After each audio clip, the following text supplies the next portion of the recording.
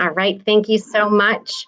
I am Emily Austin Bruns, Director of Alumni Relations at Fitchburg State University, and I'm so happy that you can all join us tonight for tonight's Falcon Talk. I'm very excited to introduce our presenter for this evening. Her name is Kristin Link, and she is a graduate of the class of 1985. She is a public speaking coach and storyteller who inspires people to share stories that create meaningful change. Last year, Kristin came to Fitchburg State campus and presented a workshop on public speaking that attracted students, staff, and faculty. It was a fun evening where we confronted our fears of feeling judged by our audiences and left with the tools we needed to become a comfortable public speaker. Kristin is a perfect example of how you can be anything your heart desires, no matter the area you majored in. Her computer science degree from Fitchburg State landed her in Silicon Valley, where she excelled at Hewlett-Packard. She began in technical roles, then in sales and marketing before moving into leadership training. The skills she acquired from having to convey technical information to non-technical audiences is the foundation of what she shares with her clients and with you today. Kristin works with global business leaders, from executives to engineers to entrepreneurs at Amazon, eBay, Intuit, Stanford Graduate School of Business, TEDx San Francisco, Zoom, etc.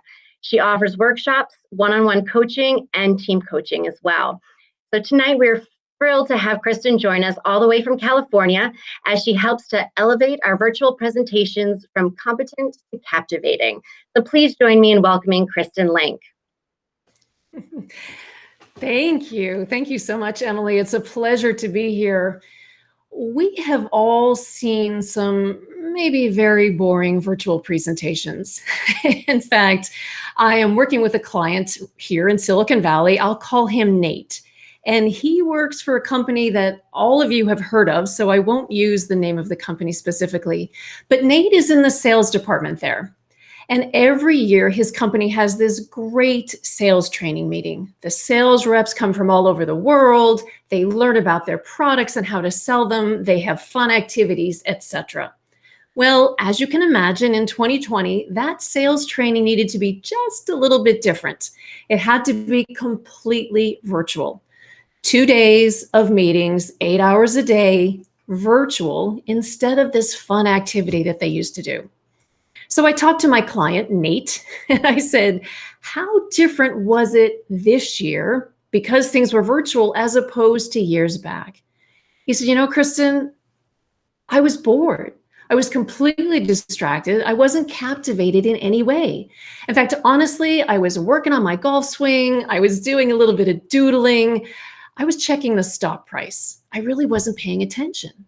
And I said, Nate, why? What was so bad about these presentations that they didn't captivate you? He said, well, first of all, the camera angles were really crazy. The lighting was not so great. Sometimes backgrounds were super distracting. So I was more focused on what was behind someone than what they were actually talking about.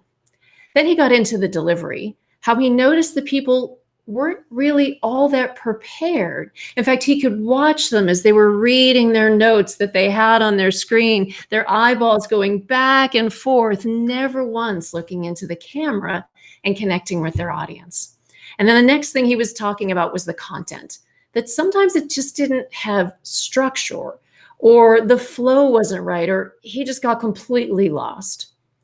So none of this is what we want. We don't want to have these problems which are with our virtual presentations, because right now, many of us have to present virtually. In fact, Emily and I were just talking about the fact that even when we go back to our normal world, we'll probably still be doing a lot of things virtually. So what I want to talk about today is what you can do to make your presentations, when they're delivered virtually, much more captivating. And we'll talk about some specific skills to do that. What I don't want this to be is me just yammering on about all of this. I would love this to be as two-way as much as possible. So please use that chat feature. I will be stopping after each of my 3 sections to ask for questions related to that section. And then at the end, we have lots of time to catch any other questions. But please lean on the chat. If you have a comment you want to share with me, I got my eyeballs on it. Or if there's something that I said that just resonates with you, pop it in the chat because maybe it will be important to someone else as well. So that's your tool so I can hear from you. So what we're going to be focusing on today, Emily, do you have my first slide? I do. Let me start by presenting my screen. Perfect. No just worries. let me know when you need me to advance. Will do. Perfect. So Emily, if you would advance, please. This is what we're really going to be focusing on today to make sure that your virtual presentations are captivating, not boring, but captivating. And when they are captivating, you can make so much more of an impact. Before I dive into how I'm going to share this information with you, how I'm going to break it up, I would like to hear from you.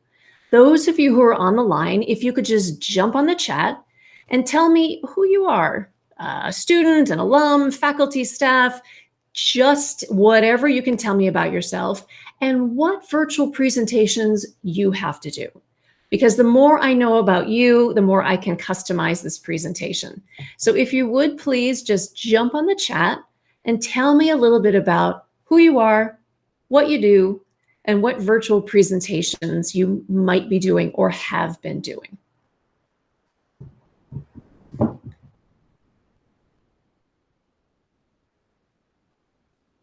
Excellent. Thank you, Daniel. Who else do we have here tonight?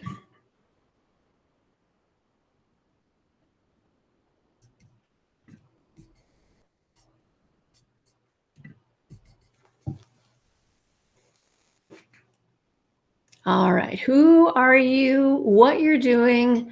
Why you're interested in learning more about virtual presentations? Perfect. Thanks, Emily.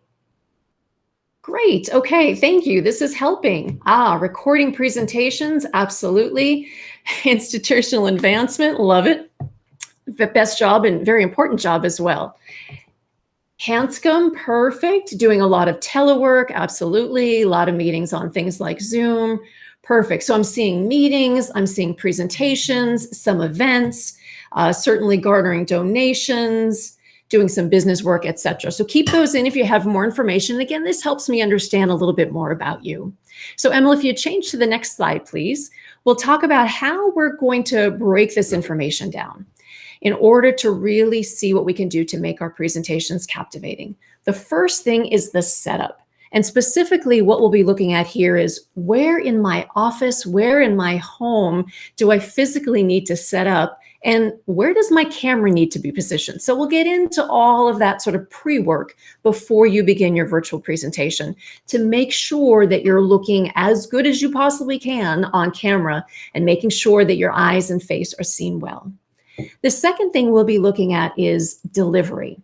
Now, public speaking delivery, the body language you use, the voice that you use, that is a huge topic. So what we'll be looking at tonight is just the nuances of virtual presentations, because as we know, they're a little bit different. So we'll take some time to talk about body language and voice specifically to making your virtual presentations captivating. And from there, we'll have a little bit of a conversation about how do I create content so it is concise enough, so it flows well, that it can be understood on a highly distracting device. So something we all need to keep in mind when we're presenting virtually, our audience is sitting on something that's super distracting. In fact, I kid, but honestly, it's pretty true. I like to think that oftentimes my audience is off shopping for shoes or checking their socials or looking at email. And I need to pull them away from all of that and make sure that my content and my delivery is compelling to them. So that's pretty much what we'll be looking at. Emily, if you change slides, please, for me. So let's start first with this setup. And again, by setup, I mean, where am I setting up in my home or my office? And what do I need to think about in terms of my camera?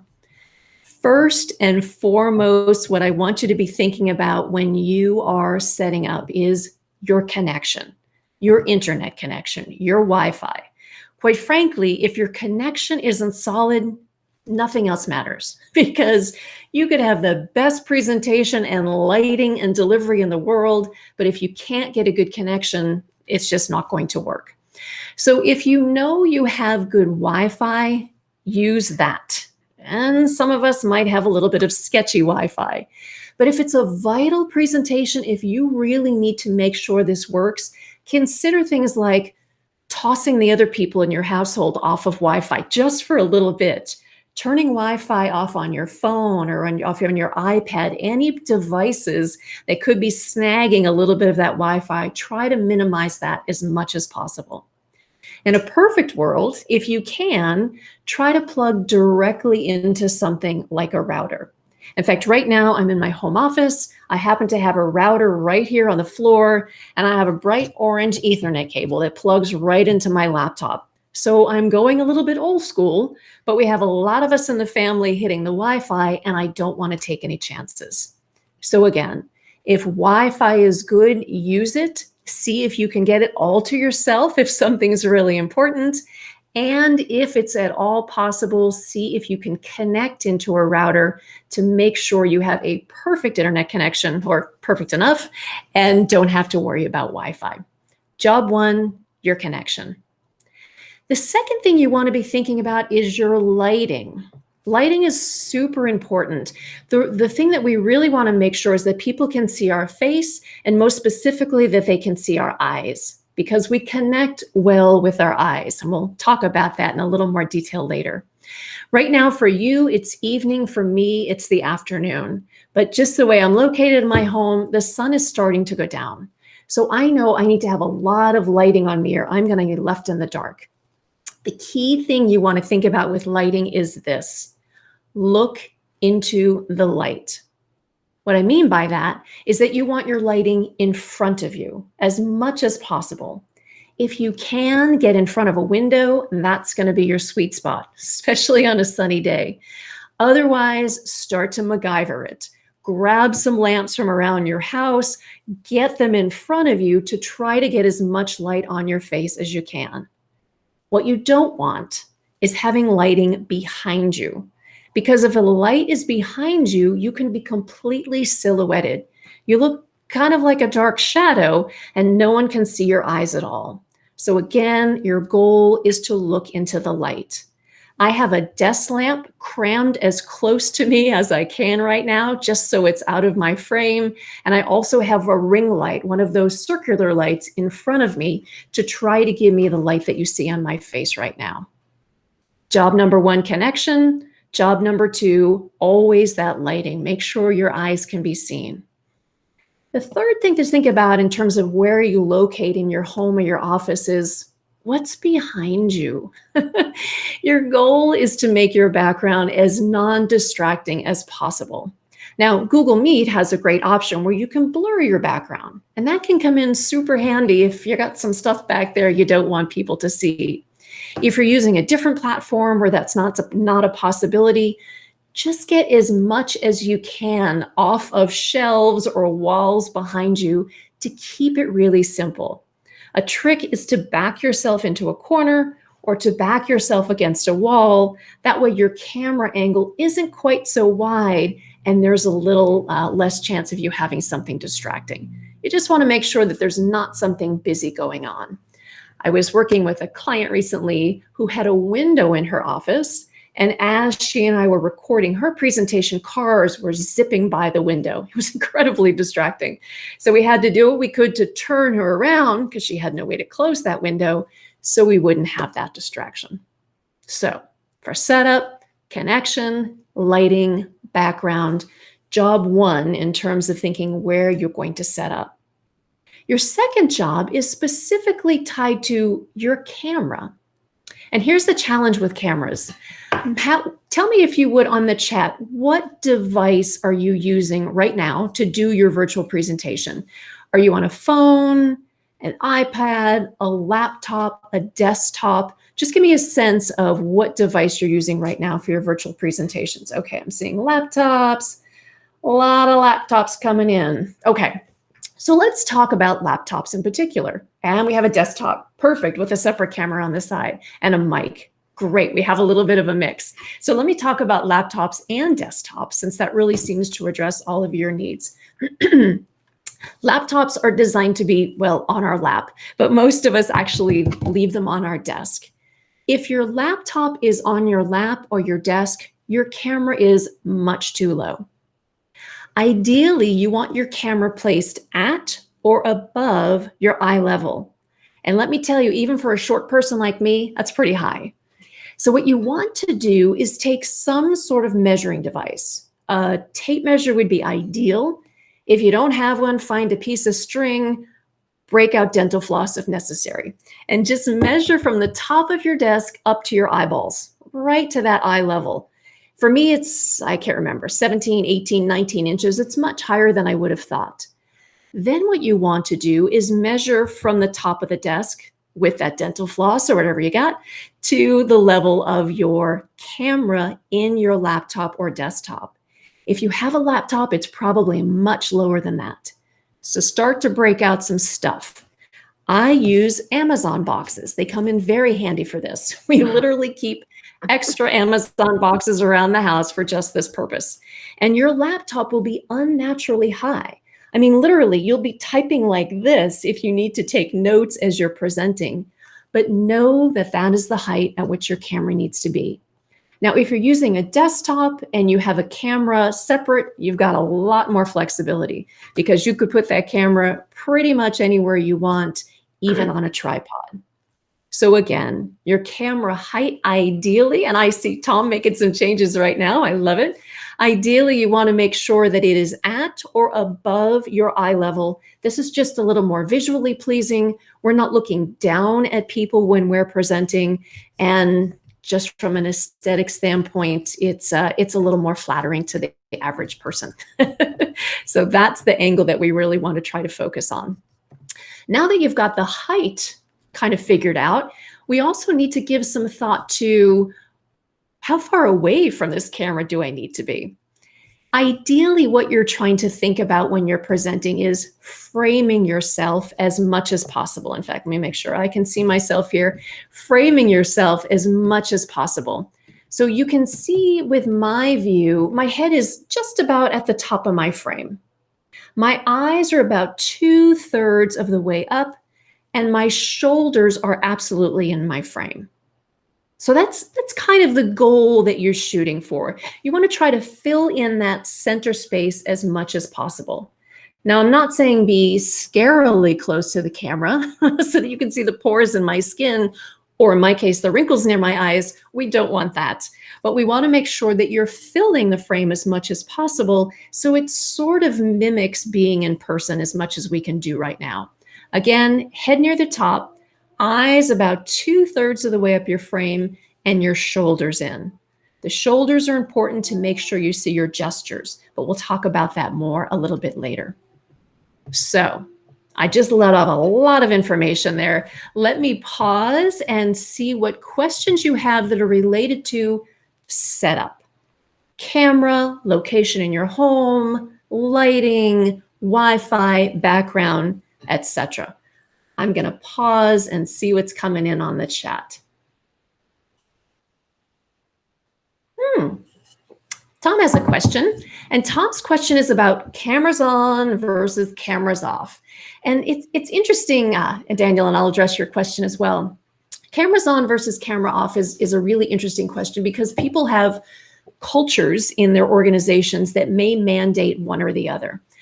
If it were my world, I would have cameras on. Why? Because I love people and I love to see human interaction as much as possible. In fact, I'm able to see Tom because he has his camera right now. And I noticed that as I was talking about height of camera, he was starting to move it up.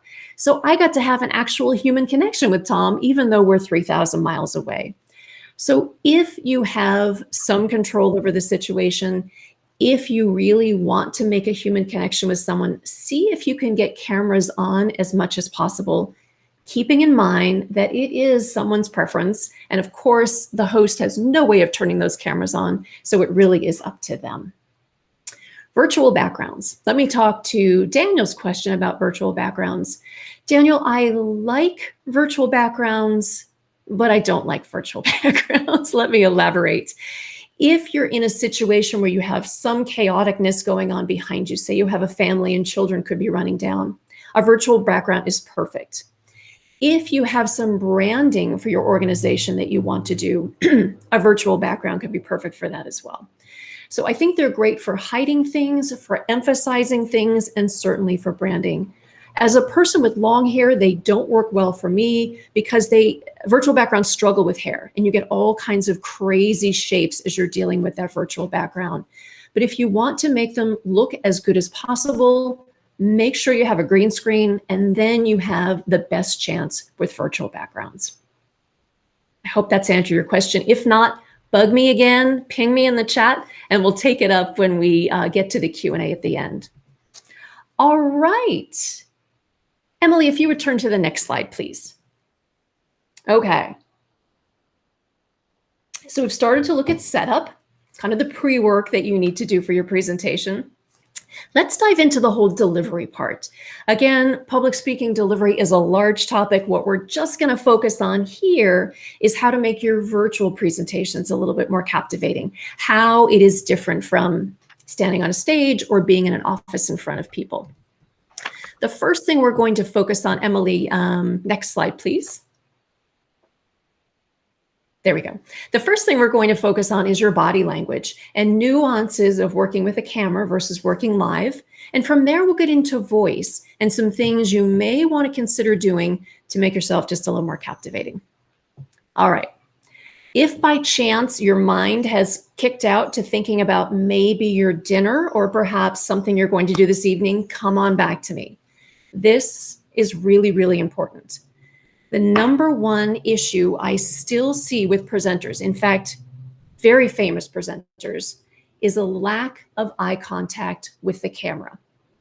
In fact, I will tell you, I was just watching a video on LinkedIn with Oscar Muniz, who is the chairman of United Airlines, and he himself, obviously a trained public speaker, been speaking professionally for years and running a huge organization. He was not looking at the camera. So let's talk about this because this is critical. When you are working virtually, you cannot give and get eye contact at the same time. Let me say that again because it's a little confusing. When you're presenting virtually, you cannot get and give eye contact at the same time. Let me demo that for you. Right now, as I'm speaking with you, I'm looking at my camera. I'm looking at a little green light. I see no eyeballs at all. I see no humans. I'm just staring at a logo that says Logitech and a little green light. In my peripheral vision, down here somewhere in my peripheral vision, I see some videos of you, but I'm not looking at you. I'm looking into my camera to give you good eye contact. Now watch my eyes carefully. Now what I'm going to do is drop my eyes down. There are humans down here. I can see a video of Jeffrey. I can see a video of Tom. Hi, Tom. Tom's even waving at me. But right now, I am not giving you good eye contact. I am getting good eye contact. I feel really happy because I see human eyeballs looking at me. But to you, it looks as if I'm connecting with my laptop. So let me show you one more time. Now I'm looking into my camera. So I'm giving you good eye contact. Now I'm coming down here and looking at all of you. I'm getting good eye contact. It's weird. So unlike the real world, where we can look into each other's eyes at the same time, we can't do that here. So as a presenter, you have to be willing to let go of receiving good eye contact. And this doesn't feel comfortable because there are humans down there. I'd much rather be looking at them. And you've got to spend as much time as possible looking into the camera. Let me pause there because this is the number one issue I see with virtual presentations with highly polished public speakers. Please jump on the chat and let me know if there are questions about this, if there is confusion about this, or if I'm beating it like a dead horse and should move on to another topic. Please let me know your thoughts.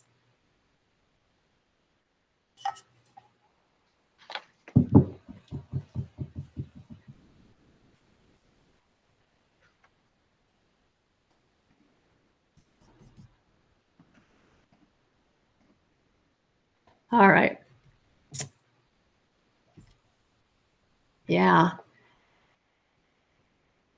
Yeah, so Nellie had a really good point about looking way up, and you do. My head is inclined at a very unnatural angle right now because my camera is up even higher than my eye level. It's just the way my second screen is configured. And it takes a lot of training for me to keep my eyes up here, and my neck does get a little more stiff than usual. I've also noticed that I need to bring my laptop up, even though my camera happens not to be on my laptop. I need to bring my laptop up so I'm not looking down too low when I'm typing. So it is a bit of a dance. And when you're presenting, it's also important to read your audience. So as much as I'm saying look into the camera as much as possible, periodically you need to look down and make sure they're not confused, asleep, shopping for shoes, whatever it might be. You want to do a visual check-in with them to see how they're doing, and then come back up and get that good eye contact. So it is a bit of a dance. And Tom, let me see your comment.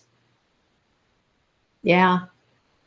Yeah, Tom, and that's exactly it. I see this a lot with two screens, is that people are talking like this to us all the time, and they feel like they're connecting with us, but they're not.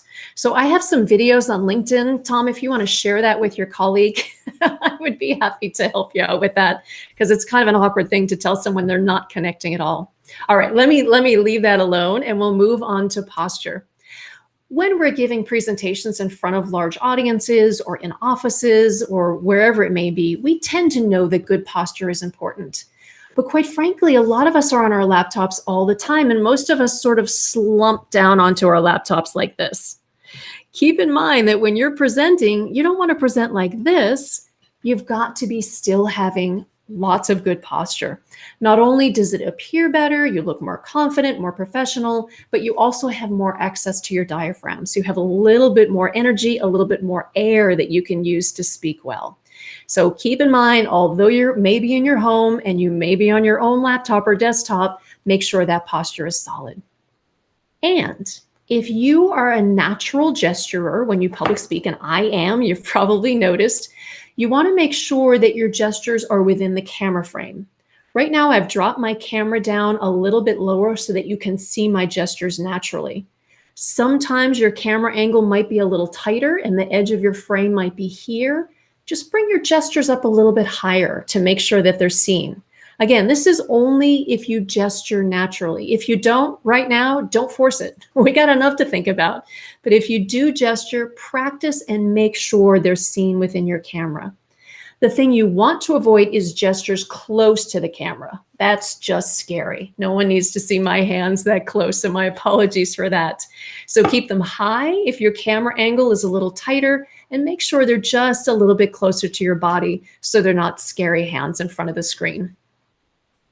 Okay, that's just a little bit on body. Again, eye contact, posture, and gestures. Now let's talk about this instrument right here, your voice. When we are speaking virtually, we need to bring a little bit more energy, a little bit more animation. I don't know, maybe 10% more, 20 if you're really feeling it. Why? Again, because your audience is on a super distracted device. They are doing who knows what. They have so many things they could be doing besides listening to you. So you've got to bring just a little bit more. In fact, I will be more exhausted after my virtual presentations than I ever was back in the day when I was doing live presentations, because I know I need to bring a little more firepower to my voice and to my energy. Another thing to keep in mind with your voice is your pace. You may or may not have been in a situation on a virtual call, a virtual meeting, a virtual presentation where the audio freezes. Have you seen this? Pop in the chat and let me know if you've ever been in a situation where you have seen the audio freeze. So it would look like this. I'm talking, all of a sudden my mouth's moving, but no words are coming out because there's a little bit of an audio glitch. And then a couple nanoseconds later, all of a sudden my voice is super fast and condensed as the technology tries to catch up with that audio glitch. These happen a lot. It's the nature of the technology, it's the nature of the connections, and just the magic powers that be in the technology world. So we need to be prepared that those audio lags could happen at any time. And making sure we're speaking just a little more slowly than we would in a live presentation is going to be important. There was something I was just I remember what I was going to say. And please keep in mind that if an audio lag happens, you as the presenter may not know about it, but your audience will, right? So we don't know when our audio is freezing. We don't know when our video is freezing necessarily. It's something that just our audience might see. So we need to make sure we're covering that. I'm going to pause there and see what questions you have about delivery, specifically about body language, eye contact, gestures, posture, or about the nuances of your voice when you're working in this virtual platform, whether it has to do with bringing more animation to your voice, slowing yourself down, or anything else. And let me take a break from my Fitchburg State cup, and I'm going to watch the chat to see what questions you have about delivery. Or comments or thoughts.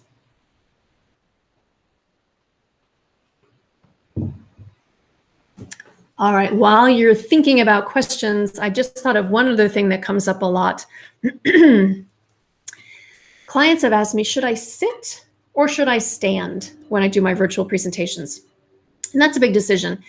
My answer is it depends, but let me give a little more detail on that.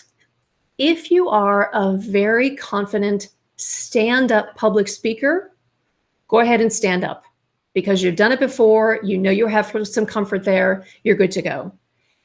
If you are a confident stand-up speaker, also make sure that everything you need comes up with you. That means your laptop, that means any notes you might have, if you have an external mic, an external camera, any lighting, all that stuff needs to come with you. And in some cases, that can be a lot of stuff. I choose to sit because all my things would never fit on any shelf in my home. So I cannot conveniently stand. But give that some thought. The reason I say that I want you to be a comfortable stand-up speaker in real life is some folks, when they get nervous, they sway just a little. And if you're swaying just a little on a stage, a large stage in front of a big group, people may not notice it too much, but it is really noticeable in my tiny little box. See how I'm like literally hitting my head on the sides?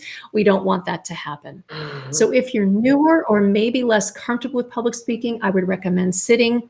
But if you're more comfortable with public speaking, stand, but make sure you can bring everything up with you. Okay, let me tackle some of these questions that are coming in.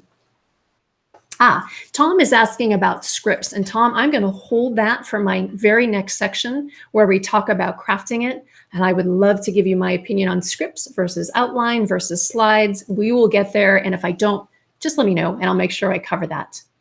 Yeah, John has a question about articulating so all words are through the audio, are heard through the audio. Articulation can be tough. What I see is the biggest problem, and John, let me know on the chat if this isn't quite the nuance that you're seeing. The epidemic that I see is commonly used multisyllabics. Let me give you an example.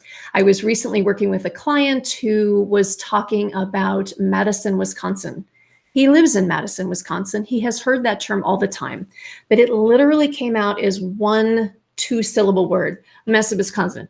It may be 3 syllables. It was jammed together and it was just a very comfortable thing for us to say. So in his notes on his outline, we made sure that that phrase was written phonetically with dashes between the syllables so he would remember to say it that way.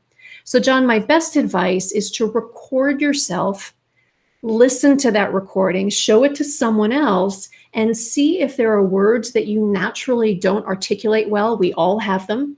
And phonetically spell those out in your outline with dashes between the syllables, so you really force yourself to practice the articulation. Nellie, accents, yes. In fact, I work with a lot of very technical folks with accents. So now we have multiple languages going. We have the technical language and we have their native speaking language. Accent reduction coaches do their job well. And I am not one, but give thought to the fact that accents are beautiful, often revered by others. We love to hear a great accent, as long as you are understood. That's the key thing, is really finding out if you are understood. When I work with my clients who have accents, I tend to help them slow down a lot, to really take some pauses and to interact with the audience quite a bit. Was that clear? Could I explain that a different way to make sure that you, with your beautiful accent, are being understood by others? Okay, great. Thanks, John. All right, let me hold that because I want to make sure we're getting to our third section and address the question about scripts, etc. So Emily, may I have the next slide, please? So we've talked about setup. We looked at delivery. Now let's just spend a couple minutes, and this will be 5-ish minutes, talking about, yeah, but how do I put the content together so it's really digestible in this virtual setting? Again, on a highly distracted device, we want to make sure that what we're saying is clear and concise and orderly. So Emily, if you could flip to the next slide, please. And one more, there we go. Perfect.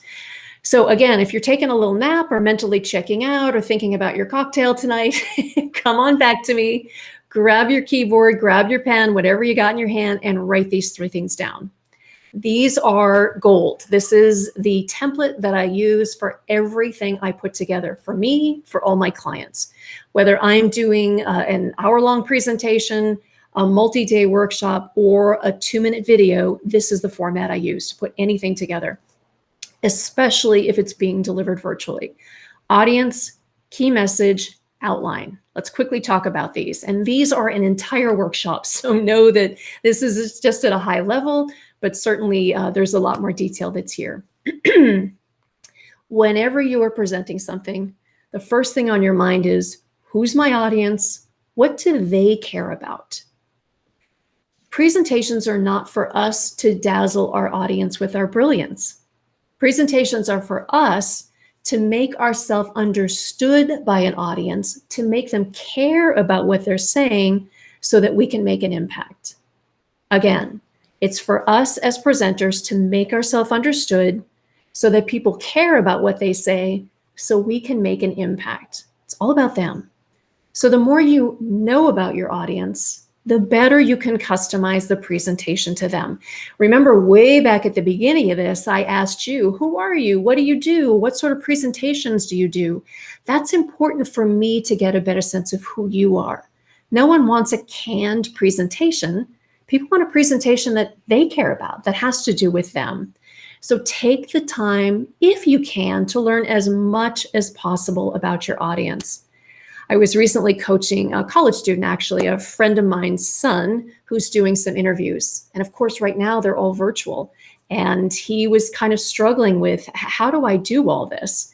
And we spent a lot of time talking about his audience, his interviewers, and how he could find out as much as he could about them in advance to make sure that he really was addressing them. Audience, always job one. Second step is your key message. And let me define what that is. Your key message is the one thing you want your audience to remember and care about. The one thing you want your audience to remember and care about in 10 words or less. And that's the tricky part, getting this down to 10 words. Now, let me just give you a quick little tip here. Remember one of my early slides, right after my title slide, it simply said, captivating virtual presentations make an impact. That is my key message. You will see that in the beginning of my presentation. You'll see that exact same slide near the end of my presentation, and you will hear me use the words captivating and impact over and over and over again. Why? Because I want them to stick.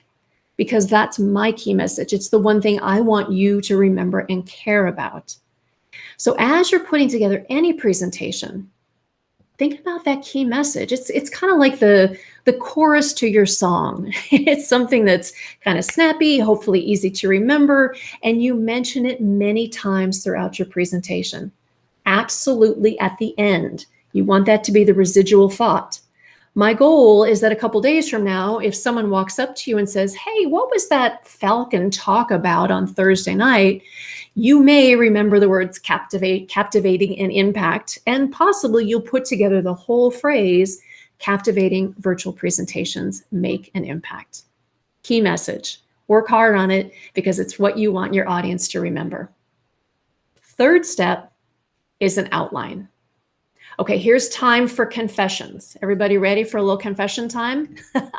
I don't think the chat's being recorded. Emily, we're not recording the chat, right? No. I want you to think about this.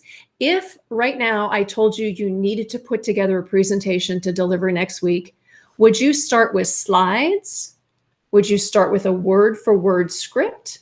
Or would you start with an outline? Be honest, no judgment. I just love to get a sense. And John, this ties into, was it John? John, this ties into your question. Tom, this ties into your question about scripts. Would you start with slides? Would you start with a word-for-word script? Or would you start with an outline? No judgment at all.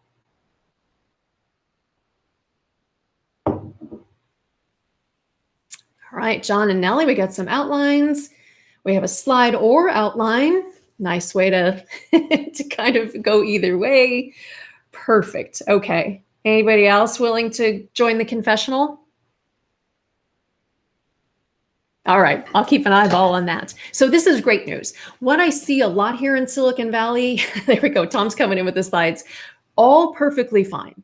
And what I don't want to do is force you to do something. What I want you to do is to consider possibilities that may or may not be better for you. How's that for couching this expression?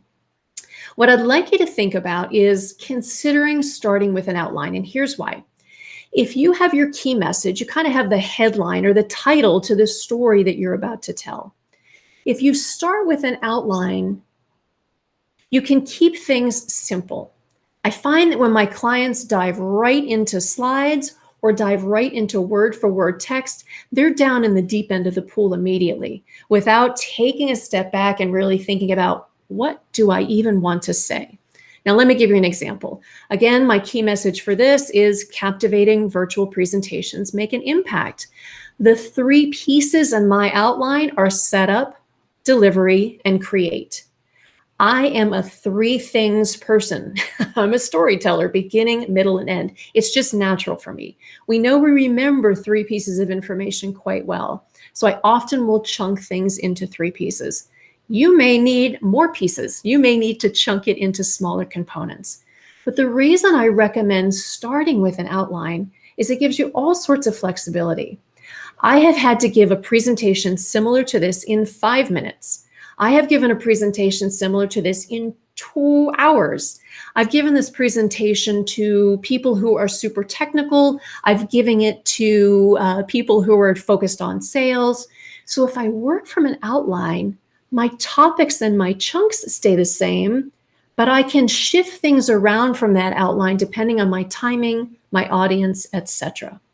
So consider an outline. It forces you to think at the very top level what you want to discuss, making sure everything ties into that key message, and then you add or take in details depending on your timing available and your audience.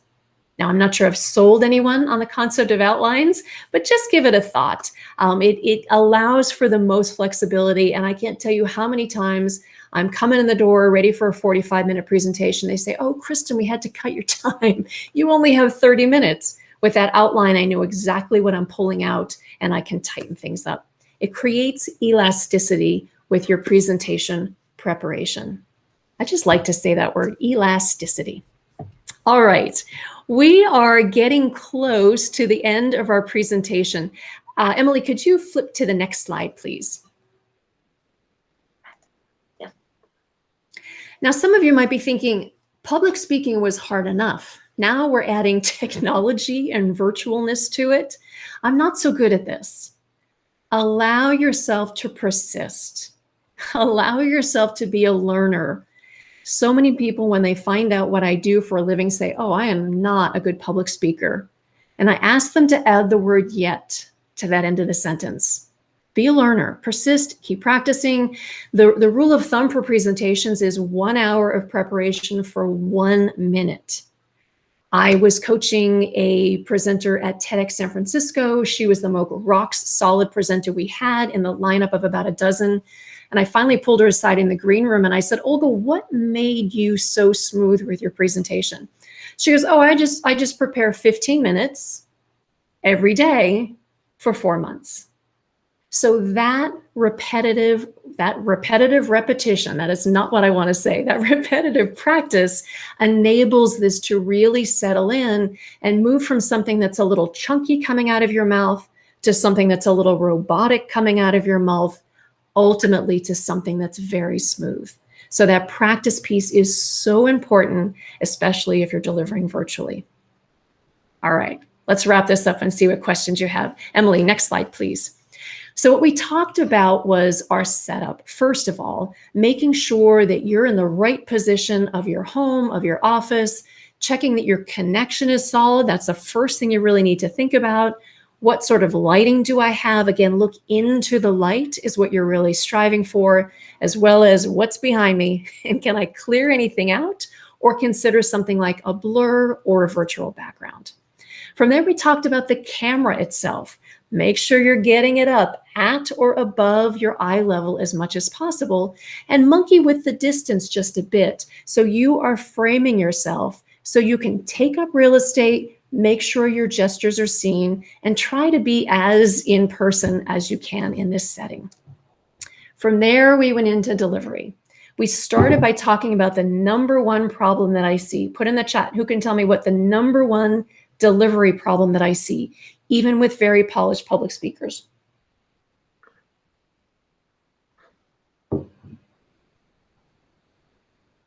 Number one problem. Haha, you got it, Daniel. Number one problem, lack of eye contact. And again, it's very uncomfortable to look into a camera the whole time, but try to make it happen as much as possible. I apologize for my voice. I'm not sure what's going on. Second one thing we want to think about is making sure that even though we may be in our home on our laptop or desktop, we've got to have good solid posture. And making sure that if you gesture, your gestures can be seen by the camera and that they're closer to your body, not scary hands up close with the camera. And then lastly, we got into create. And that 3-step process that I use for just about everything. Who's my audience? What's my key message in 10 words or less? And what sort of outline am I going to start with to try to get this as concise as possible? And Emily, next slide, if you would, please. And the reason we did this is to really focus on this, that if you can make your presentations captivating, you really can make an impact. Emily, if you'd pop up the last slide for me, please. This is just my contact information. The most important part is that last line at the bottom. If you are on LinkedIn, please connect with me. And here's why. Every Tuesday morning, I post a video, a 2-minute video with all kinds of public speaking tips. And now on Thursday, I'm posting some other things as well. So my goal is to give away as much public speaking help as I can to people who do not want to coach, cannot afford a coach. It's not the time for a coach, but I do want to help people. So connect with me on LinkedIn, look for my videos every week, and hopefully you can get some more tips on public speaking. All right, I am going to pause there. Looks like our timing's pretty good. Emily, have you been keeping an eye on the chat? Are there any questions that you're seeing that I haven't hit yet? Yes, we have, Tom has asked, death by PowerPoint is a popular phrase. You have a few bullet points on your slides. How do you balance the two thoughts? Tom, help me understand. Tom, can you just go off mute? Are you here? Yes, Tom, could you verbalize that question for me, please, so I understand it well? You're still Tom, on mute. You're still on mute.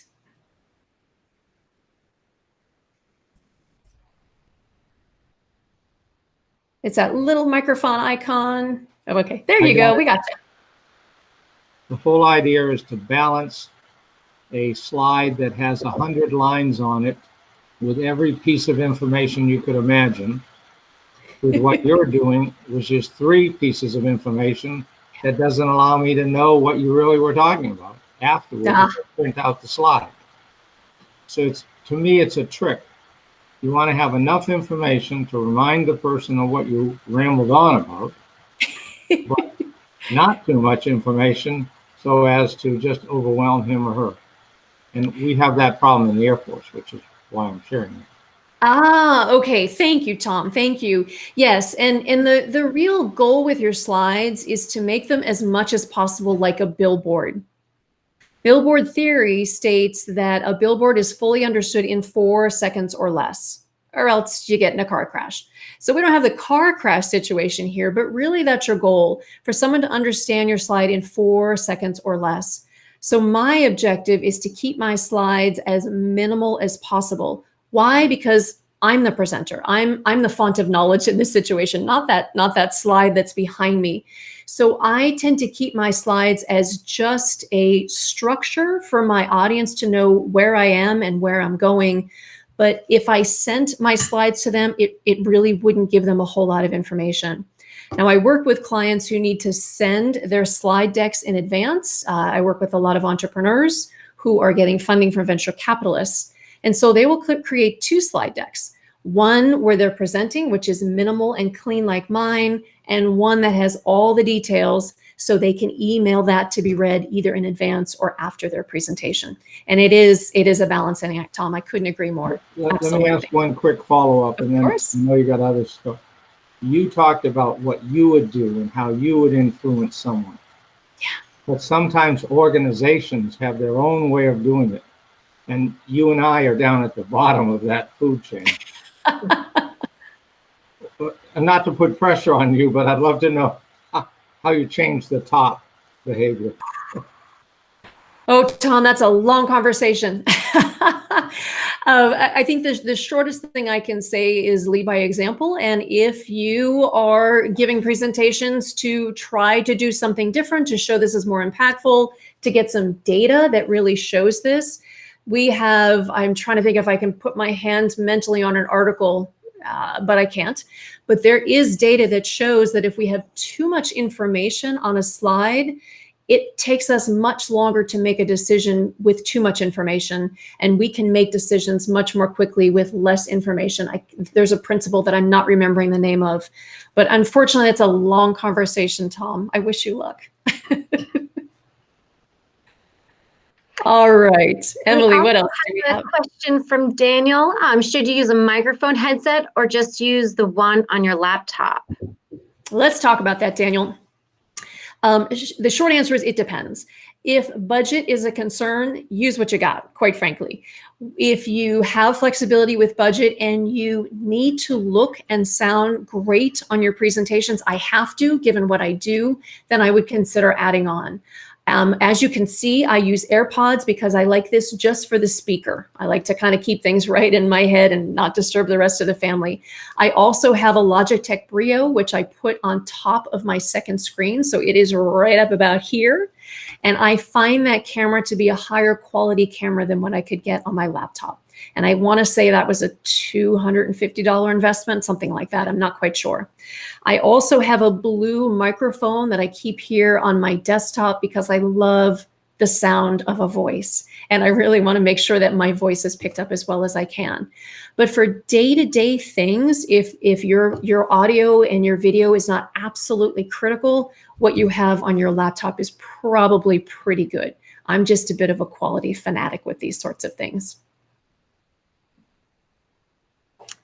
And then John said, we'd love to hear about the slides. So you did address that, and whether you always use slides. Ah, interesting. And it's so funny, Emily and I were talking about this before we started because I was debating whether or not to use slides. I think for the purposes of this presentation, it's good for you to see how I use slides in a virtual setting, should you need to do that. I often forego slides.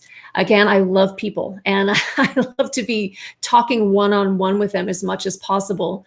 I also coach a lot of TED Talk speakers, and they either use no slides or very, very minimal slides because it really is about the talk more than the slideshow.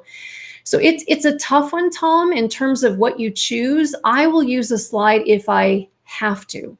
If there's something visual that I want to show, if I want to make sure that my audience is keeping up with me as much as possible in terms of what I'm talking about next and what I'm talking about after that. But I often go without slides because it's just refreshing. I think we've been a little PowerPointed. But John, if you want to turn on your mic, I'd love to hear if you have further questions on that or thoughts.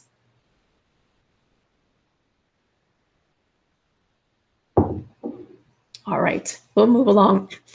John, if you want to pop on your mic later, feel free to interrupt at any time. What else do we have in there, Emily? No worries, John.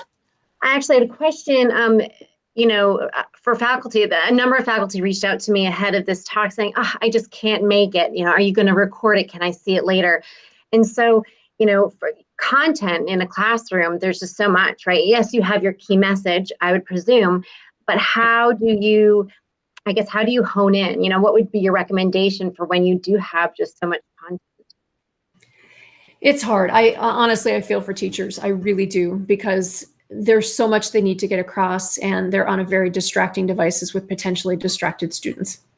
However, I think the key thing is to make it as two-way as possible, to really lean on the chat, to lean on the polls, to lean on breakout rooms, whatever you can to get them engaged. A lecturer is not going to come across well in a virtual setting. So focusing on two-way is kind of the number one thing I can think about. The second thing is to break things into chunks so your people can stay right along with you. And I am very conscious of this, where I will say, we're going to do this, and now we're going to do this. We just did that, now we're going to do that. And I sort of consider myself kind of a tour guide. And I think that's great advice for teachers too, is to make sure their students are following along with them. It can be really boring to listen to a Zoom meeting, and especially if you get lost, it's very hard to catch up. So two-way as much as possible, making sure you're chunking things into information with breaks in between those chunks and having interaction with the students, and just bringing as much animation as you can. I recently saw a post about a professor who literally had each student flip down their laptops so she could see their phones on their desks, and told them to go outside for a walk for 20 minutes. That's another tip that I love. Go just get away from the technology. Do not take your phone either. But it's tough. I feel for teachers right now. I can't even imagine what it's like. And Daniel asks, what is the best phrase to use to stop and ask if there are any questions? Yeah. So Daniel, let me answer it this way. The phrase not to use is, are there questions?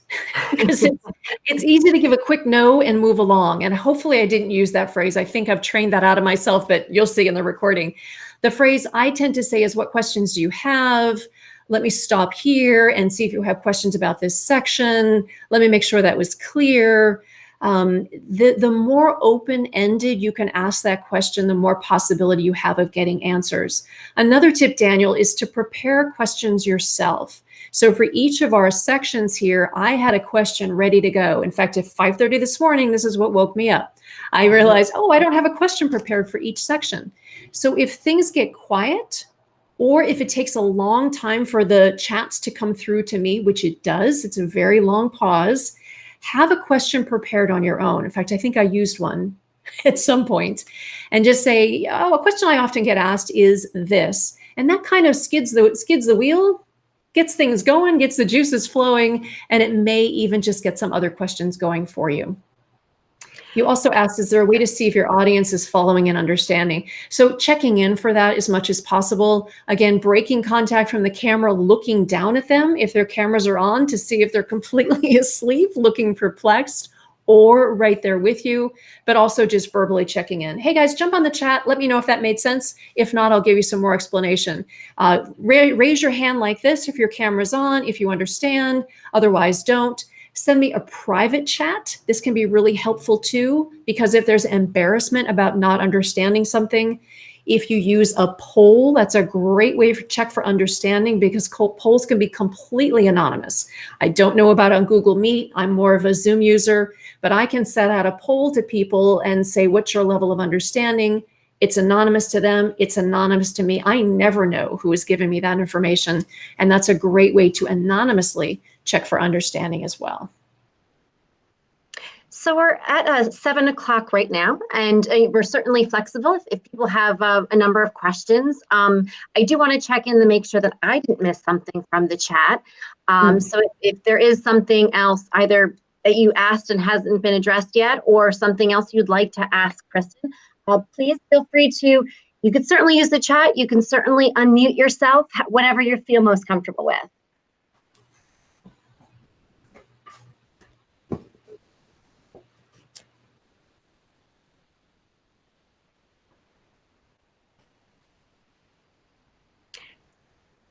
We will be recording the session. Well, it's already being recorded, and we will be putting it on the university's YouTube channel along with our other Falcon talks.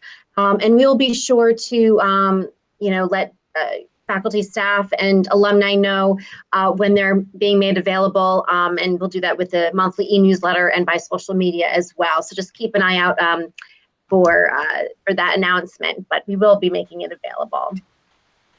Great. Let me make an oral thing I could type in the chat. I really enjoyed this presentation for two reasons. Well, for many reasons, but two to articulate. One, I think it's great the college, the university is doing this so that we can have it. And I appreciate your volunteering to make the presentation. But more importantly than those nice things to say, and maybe because of the virus, we are no longer going to be going the way we used to. I've been teleworking for 9 months now. Yeah. They've cut the entire base down. They're not anticipating us returning. They can see great financial advantages to not having to plow those parking lots and to clean those toilets. There's some real changes coming, and you can stick your head in the ground and say it's not going to happen. I just heard a very famous meeting planner who was very discouraged about no longer being able to plan meetings. And then he converted himself into what you're doing, Zoom meetings. And he's making more money. People are happy because they don't have to drive 3 hours to an event and stay overnight.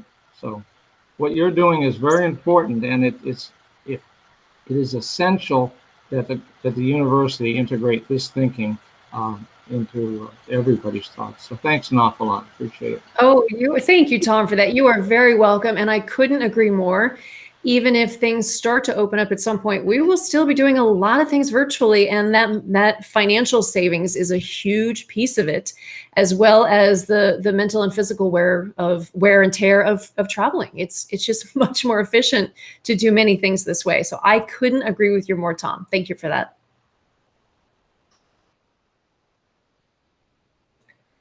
All right. Well, thank you so much, Kristin. This has been wonderful. Tom said it perfectly. And I think as professionals, we're still kind of perfecting this process. Oh, yeah. And I think especially our students, right? I mean, they're going to be going into the workforce, and this is going to be their normal. So as much as we can prepare them for putting their best selves forward, the better that they will be and the greater success that they will have. So thank you very much for sharing your expertise.